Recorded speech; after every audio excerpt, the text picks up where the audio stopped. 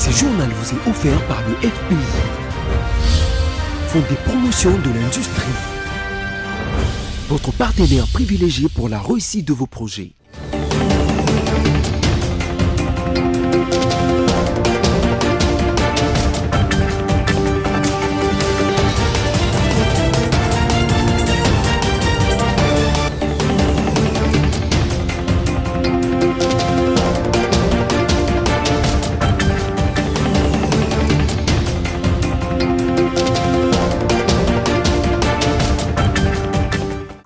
Vous êtes avec nous ce soir, oui, c'est BSC Télévision et c'est l'heure de vous informer. Bienvenue, voici les titres.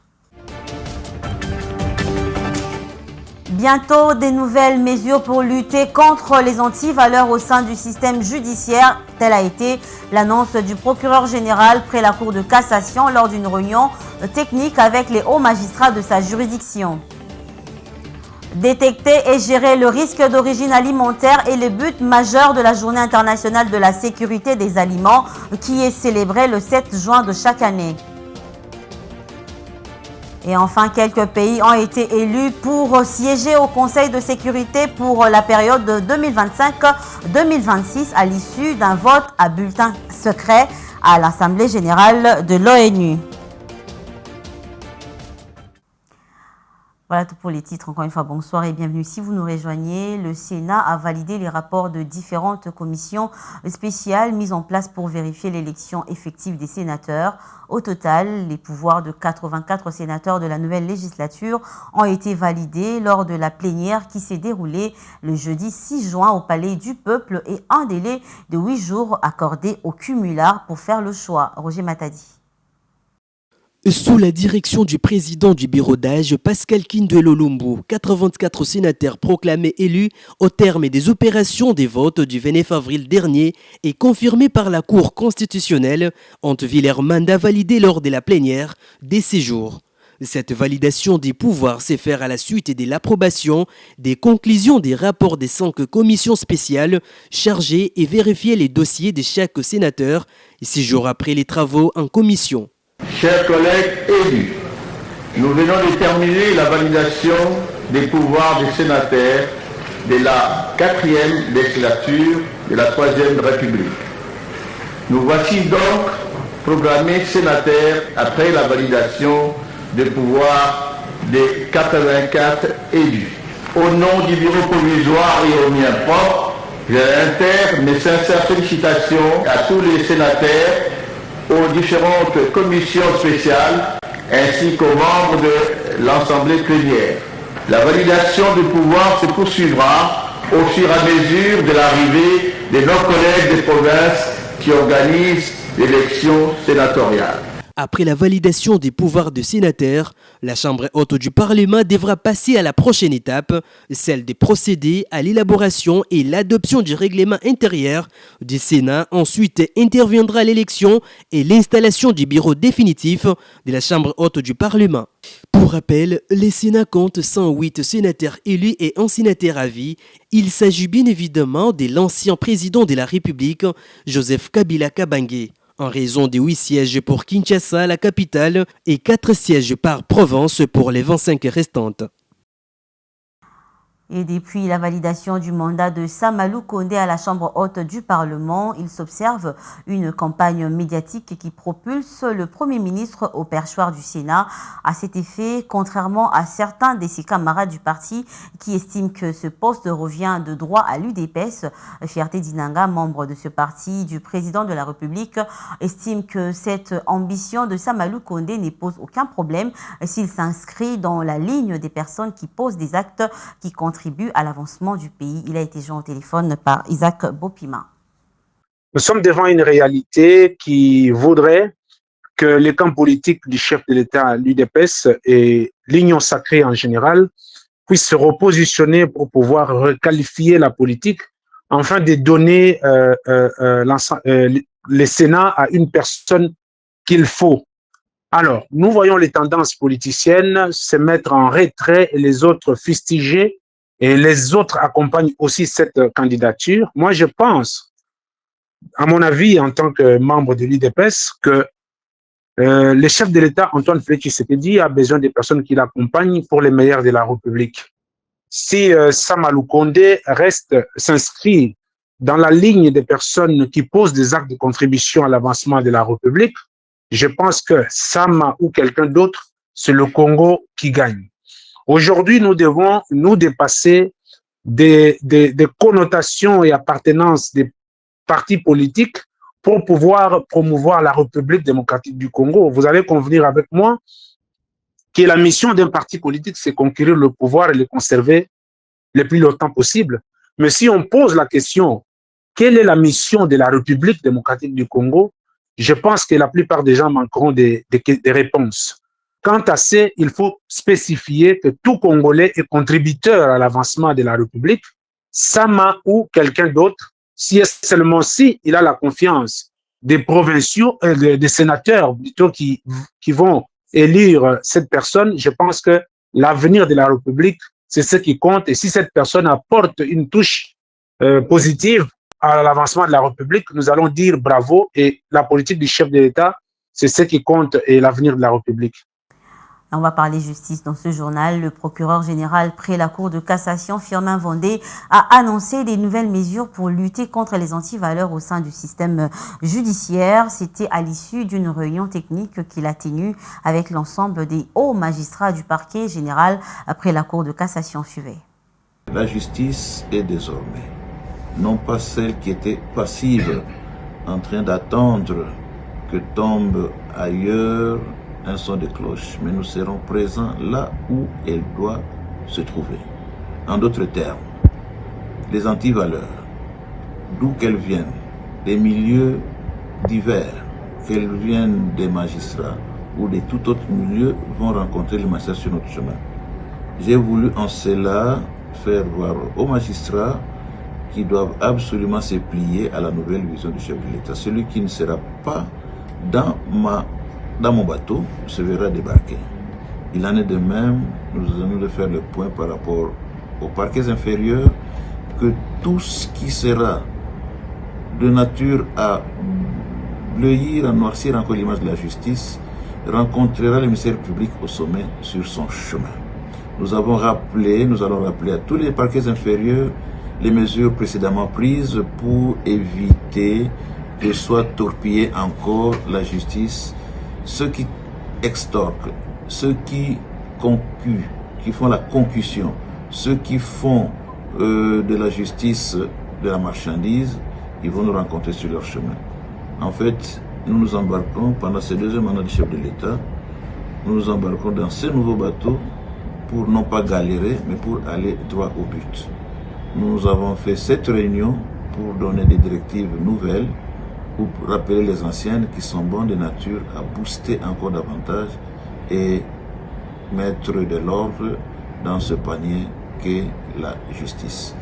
Et on va prendre cette information en bref et en images. C'est ce vendredi 7 juin 2024 que les chefs d'État des 8 pays membres de l'EAC, Communauté d'Afrique de l'Est, ont tenu le 23e sommet extraordinaire de cette organisation sous-régionale par visioconférence. Plusieurs points ont été évoqués, notamment la situation sécuritaire préoccupante dans la partie est de la République démocratique du Congo. Pour rappel, cette organisation est composée de plusieurs nations, dont le Burundi, le Kenya, l'Ouganda, la République démocratique du Congo, le Rwanda, la Somalie, le Soudan du Sud et la Tanzanie. La communauté d'Afrique de l'Est est l'un des piliers de la communauté économique africaine. Je le dis en titre, le 7 juin de chaque année, on célèbre la Journée internationale de la sécurité sanitaire des aliments qui vise à sensibiliser à la prévention, à la détection et à la gestion des risques d'origine alimentaire et à encourager l'action dans ces domaines. Roger Matali nous en dit plus. Célébrer le 7 juin de chaque année, la Journée internationale de la sécurité sanitaire des aliments cherche à sensibiliser tous les acteurs concernés, de la fourche à la fourchette, à agir pour prévenir, détecter et gérer les risques d'origine alimentaire. Lorsque l'on parle de sécurité sanitaire, il s'agit de l'absence des risques alimentaires pouvant nuire à la santé des consommateurs. Ces risques bien souvent invisibles à l'œil nu doivent être supprimés pour ne plus être une menace. Malgré les contrôles réalisés jusqu'à la vente au détail des aliments, mais aussi l'engagement quotidien des éleveurs et des producteurs, la sécurité sanitaire doit aussi être assurée par les consommateurs. Séparation des aliments cuits, des aliments crus, bonne température des cuissons et réfrigération des produits. Cette journée permet de rappeler l'effort collectif nécessaire. Il s'agit surtout d'attirer l'attention du monde entier sur les répercussions des aliments insalubres sur la santé publique. Chaque année, une personne sur 10 souffre d'une alimentation contaminée dans le monde, causant en moyenne 420 000 morts. La République démocratique du Congo reste l'une des plus grandes crises alimentaires au monde et la faim plane sur le pays au point qu'il suffit d'un choc pour plonger des millions de personnes supplémentaires dans une insécurité alimentaire extrême. Près de la moitié de la population congolaise, 40%, est concernée à différents niveaux d'insécurité alimentaire chronique, selon les résultats du deuxième cycle du cadre intégré des classifications de la sécurité alimentaire. La RDC a besoin d'investissements plus importants en agriculture et en développement rural pour inverser cette tendance catastrophique contre la faim. L'agriculture est déclarée priorité des priorités depuis plus de 40 ans, mais le budget alloué à celle-ci reste toujours inférieur à 5%. En dehors de nos frontières, Conseil de sécurité de l'ONU, lors d'un vote à bulletin secret à l'Assemblée générale de l'ONU, le Danemark, la Grèce, le Pakistan, le Panama et la Somalie ont été élus pour siéger au Conseil de sécurité pour la période de 2025 à 2026. Ce Conseil de sécurité est composé de 15 membres, dont 5 permanents, ainsi que 10 pays élus pour 2 ans, renouvelés par moitié chaque année en respectant une répartition géographique équitable. 5 nouveaux membres non permanents ont été élus jeudi au Conseil de sécurité de l'ONU. Avec 179 voix, la Somalie remplace le Mozambique et représentera le groupe des États d'Asie-Pacifique et d'Afrique. Ce vote marque le retour de Mogadiscio aux côtés du Danemark, de la Grèce, du Pakistan et du Panama. Le ministre somalien des Affaires étrangères a exprimé la détermination de son pays à relever ce défi. Dans le cadre de nos engagements, nous nous efforcerons de consolider la coopération entre le Conseil de sécurité et les organisations régionales, y compris l'Union africaine. La Somalie reconnaît l'importance cruciale du multilatéralisme et d'une coopération efficace pour résoudre les défis complexes auxquels le monde est confronté. Ces nations entreront en fonction dès le 1er janvier 2025, prenant ainsi la relève des pays dont le mandat de 2 ans touche à sa fin le 31 décembre.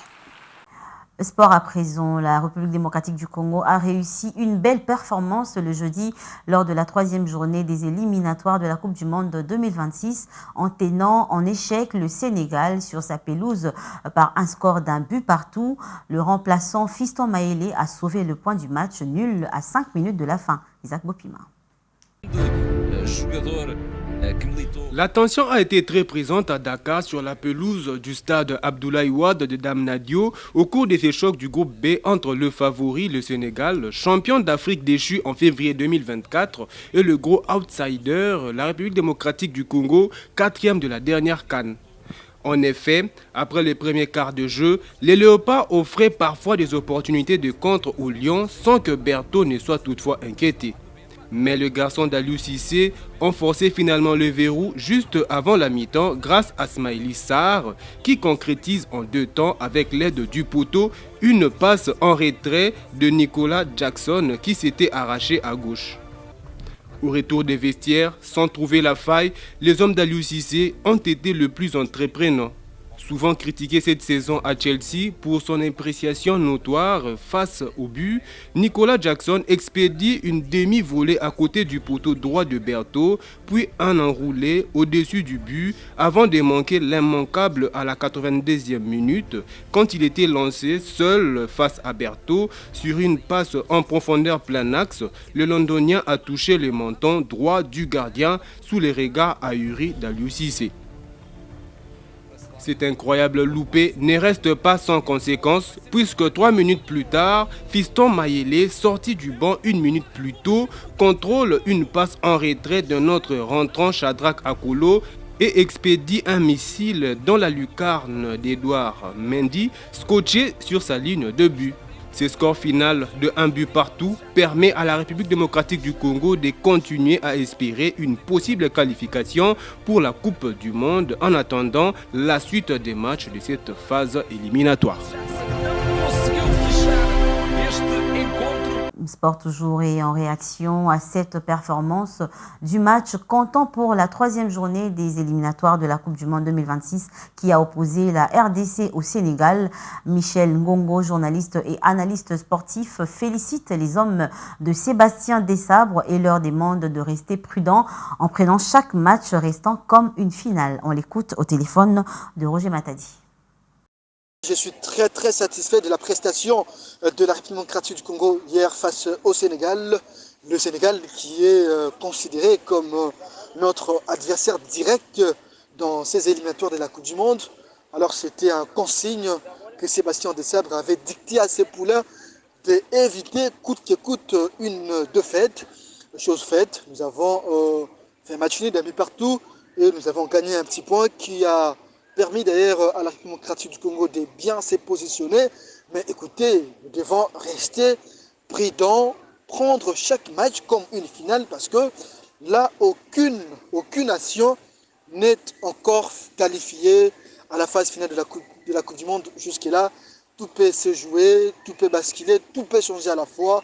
Alors, nous osons croire que le match de ce dimanche face au Togo, la RDC va impérativement justement gagner pour justement avoir aussi ses chances ou maximiser ses chances pour justement bien poursuivre ses éliminatoires à la prochaine Coupe du Monde.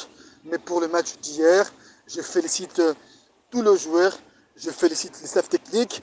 Ça prouve justement en suffisance comment est-ce que le football congolais est en train de connaître sa vraie renaissance. Et je pense que nous devons faire confiance à Sébastien Desabre, nous devons faire confiance à son effectif. Et tout joueur qui est là, il est important, il apporte toujours sa pierre à l'édifice pour aider la sélection nationale congolaise.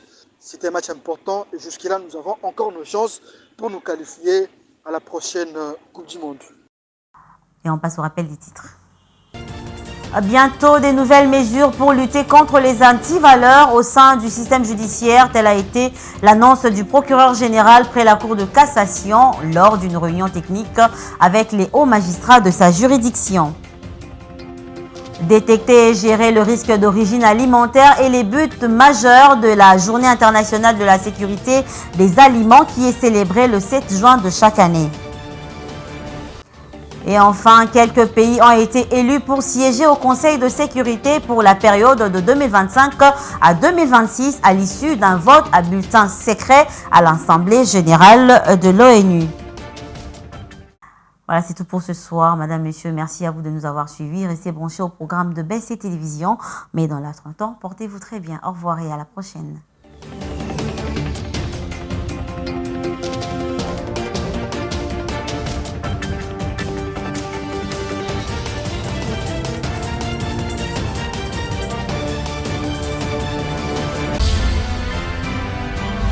Ce journal vous a été offert par le FPI, Fonds de promotion de l'industrie, votre partenaire privilégié pour la réussite de vos projets.